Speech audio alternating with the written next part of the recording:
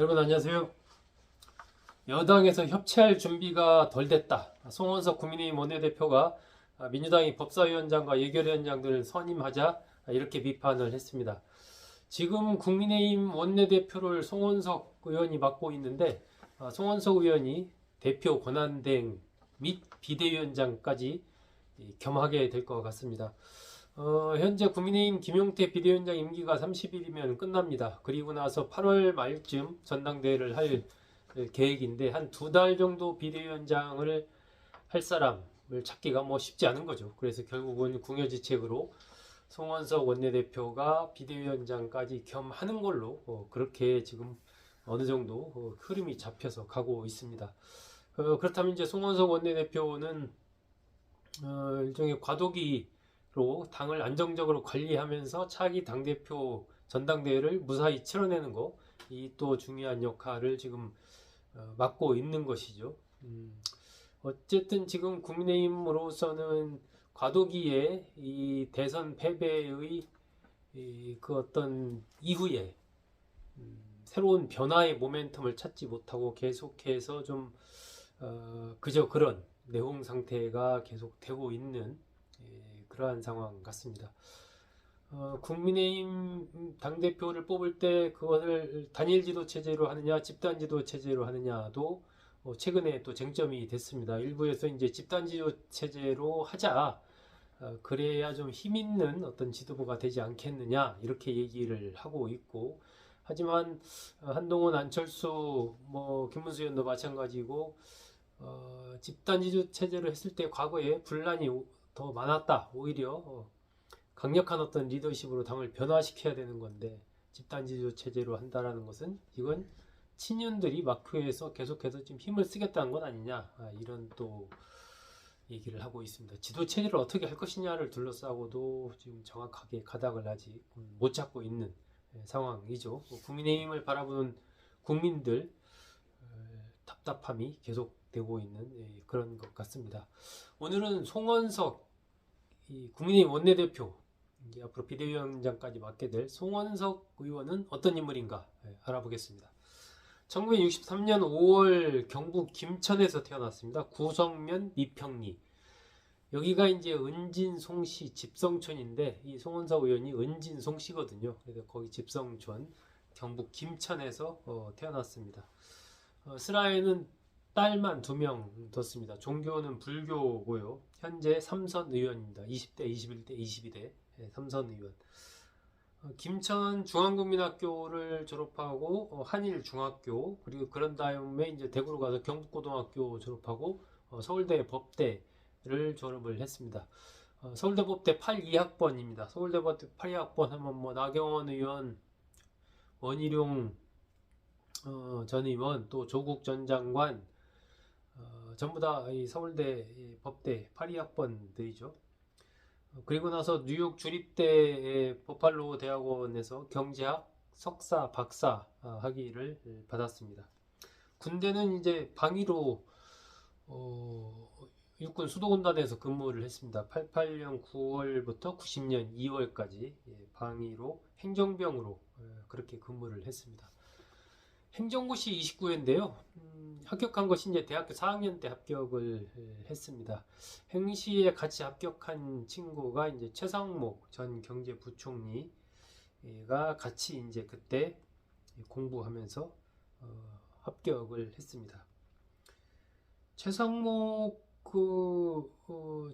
전 부총리와는 좀 인연이 깊습니다. 이게 지금 이제 송원석 의원이 어쨌든 행정고시 합격하고 나서 기재부에 들어가서 국세청에도 잠깐 근무했지만 대부분 기재부에서 근무를 합니다.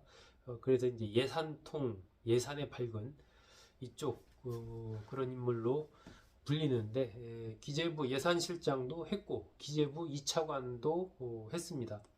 이 기재부 2차관을 할 때 1차관이 최상목 전 경제부총리였습니다. 그래서 당시에 1차관과 2차관 이 두 사람이 친구, 서울대 82학번 친구가 30년 친구가 1차관, 2차관을 같이 한다.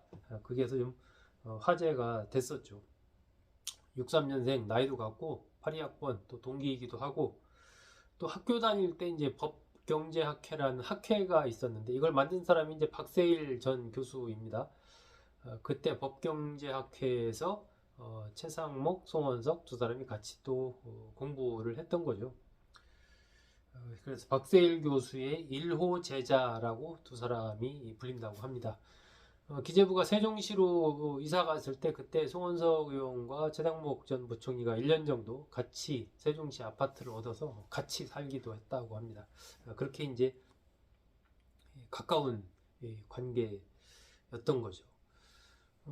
기재부 2차관을 마치고 20대 국회의원이 됩니다. 이때 이제 홍준표 의원이 적극적으로 추천을 했던 걸로 그렇게 좀 알려져 있고, 경북 김천에 이때 출마를 하게 되는데 원래 지역구 의원이 이제 이철우 의원이었습니다. 그런데 경북도지사에 출마를 한다고 하면서 거기가 비었고 그 자리를 이제 송원석 의원이 홍준표 의원의 어떤 도움을 받아서 들어가게 되는 거죠. 22대 국회 때 기획재정위원회 그 전공을 살려서 기획재정위원장을 지냈습니다. 최상목 전 부총리, 그 박수영 의원도 동기입니다. 국회에 들어와서는 이제 김종인 비대위원장 시절에 이게 2020년입니다. 2020년 그때 이제 비서실장을 했었고 2021년에 좀 곤욕을 좀 한번 치렀죠. 그때 재보궐선거 과정에서 개표 상황실 거기에 이제 자리가 뭐 마련돼 있지 않다 해가지고 당시 조직국장인가요? 누구랑 심하게 이제 얘기를 하고 막 이러면서 그게 좀 문제가 됐었습니다. 당직자 폭행 논란 뭐 이런 게 이제 일면서 당직자들이 사과해라 이런 막 성명서도 발표하고 그런 일이 있었죠. 어쨌든 그 일 때문에 이제 탈당을 합니다. 탈당을 했다가 한 4개월 정도 지나서 다시 이제 8월 달쯤에 국민의힘에 복당을 하게 되죠. 그리고 2022년에 원내 수석 부대표를 맡고 지난 6월 16일 날 원내대표로 선출이 됩니다. 그러면서 지금 당대표 권한대행도 이제 맡아야 되고 또 비대위원장도 맡아야 되고 7월, 8월 한 2달 정도를 이렇게 역할을 해야 되는 그런 상황입니다.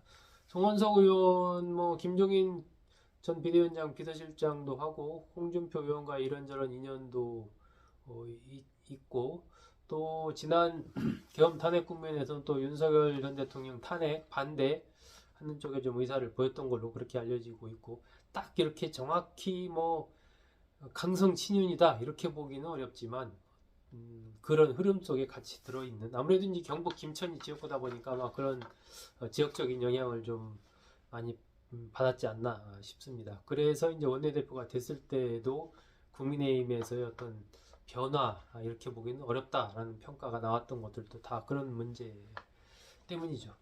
결국 송원석 그 원내대표 비대위원장 체제에서 국민의힘은 그냥 현재와 같은 이러한 흐름을 계속 이어갈 것으로 그렇게 좀 예상이 됩니다.